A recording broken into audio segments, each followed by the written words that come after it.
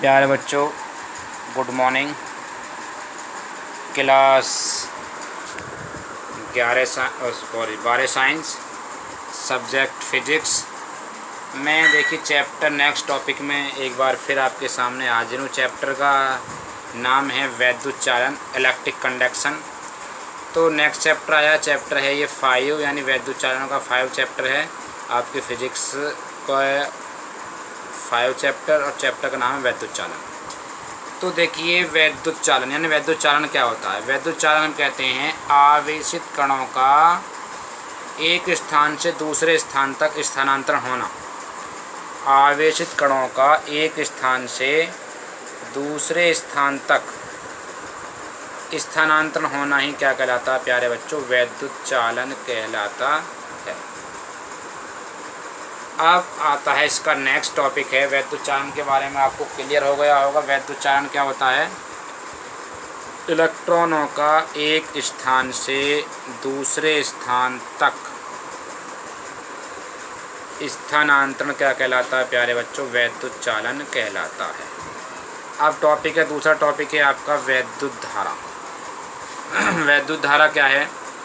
किसी चालक में प्रति सेकंड प्रवाहित आवेश की मात्रा को हम क्या कहते हैं प्यारे बच्चों, वैद्युत धारा कहते हैं। इसका ऐसा ही मात्रक एम्पियर होता है, एम्पियर। एम्पियर को एएमपी भी संक्षिप्त रूप में लिख देते हैं। तो यदि किसी चालक में प्रवाहित आवेश की मात्रा Q हो और प्रति सेकंड के लिए प्रवाहित किया जा रहा हो तो I बराबर हो जाएगा Q/T। ऐसा ही मात्रक कूलाम प्रति सेकंड या फिर एम्पियर लिख सकते हैं, इसकी विमा हो जाएगी A।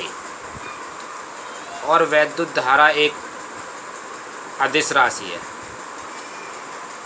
क्योंकि यह सदिश योग नियम का पालन नहीं करती है। वैसे व्यवहार में देखा जाए तो वैद्युत धारा में परिमाण व दिशा दोनों होते हैं, लेकिन परिमाण व दिशा दोनों होने के साथ साथ भी वैद्युत धारा अदिश राशि में गिनी गई है।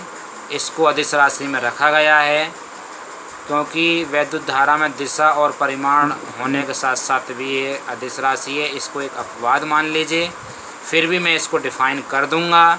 देखिए अदिश राशि कैसे है। तो मान लीजिए कोई एक चालक है, उसमें 3 एम्पीयर की धारा प्रवाहित हो रही है, दूसरा चालक है उसमें 5 एम्पीयर की धारा प्रवाहित हो रही है। तो दोनों की जो कुल करंट मिलकर हो जाएगा वो 7 एम्पीयर आ जाएगा।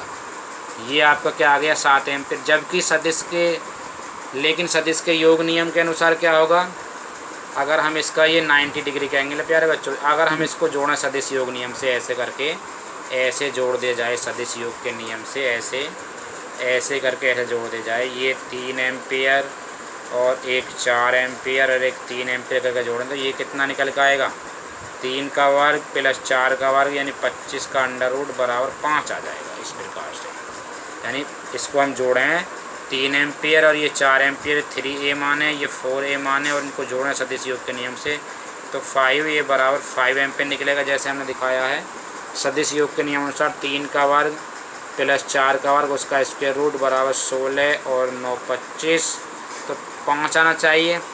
सदिश योग के नियम अनुसार क्या आना चाहिए प्यारे बच्चों, 5। लेकिन यहाँ पर क्या हो जाता है, दोनों मिलकर कितने जाते हैं, 7 एम्पीयर बन जाता है। तो इसीलिए इस राशि को हम क्या कहते हैं, अदिश राशि कहते हैं। नेक्स्ट टॉपिक आता है धारा घनत्व। ये आपका नेक्स्ट टॉपिक है धारा घनत्व, करंट डेंसिटी। करंट डेंसिटी में क्या है, करंट डेंसिटी होता है कि ये क्या है, करंट की डायरेक्शन को शो कर रहा, करंट I है और ये एक क्षेत्र ले लिया है, एक धारा लूप बना लिया जिसका क्षेत्रफल क्या है, A है। ये धारा लूप है और जिसका क्षेत्रफल क्या है प्यारे बच्चों, A है। अब इसमें क्या हो गया है, होता है देखो, तो इसमें होता है भाई, तो किसी चालक के प्रति एकांक, डेफिनेशन क्या बनेगी, किसी चालक के प्रति एकांक क्षेत्रफल से गुजरने वाली धारा को हम धारा घनत्व कहते हैं।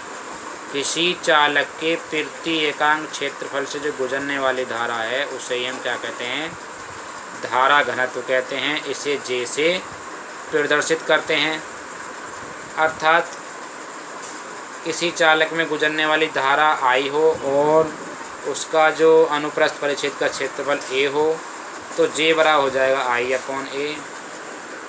मात्रक हो जाएगा एम्पियर प्रति मीटर स्क्वायर और विमा हो जाएगी AL⁻²। कोई प्रॉब्लम नहीं हो रही होगी इन टॉपिकों को समझने में। अब नेक्स्ट टॉपिक आता है प्यारे बच्चों, पेज 1 था ये, अब पेज 2 आया है ये। तो पेज 2 में क्या है टॉपिक है हमारे पास, नेक्स्ट टॉपिक अब ये धातुओं में वैद्युत चालन तथा मुक्त इलेक्ट्रॉन मॉडल। धातुओं में क्या है, वैद्युत चालन और मुक्त इलेक्ट्रॉन मॉडल। तो प्यारे बच्चों, धातुओं में जो वैद्युत का चालन होता है, वैद्युत का जो प्रवाह होता है, वो हमेशा मुक्त इलेक्ट्रॉन के कारण ही होता है। अगर किसी धातु में जो मुक्त इलेक्ट्रॉनों की संख्या नहीं होगी तो उसमें वैद्युत चालन कदापि नहीं होगा। तो अभी हम मुक्त इलेक्ट्रॉन के बारे में बताएं। देखिए मैं आपको रीडिंग कर रहा हूँ। प्रत्येक पदार्थ छोटे छोटे कणों से मिलकर बना होता है जिन्हें हम परमाणु कहते हैं। परमाणु धनावेशित नाभिक होता है जिसके चारों ओर इलेक्ट्रॉन गति करते हैं।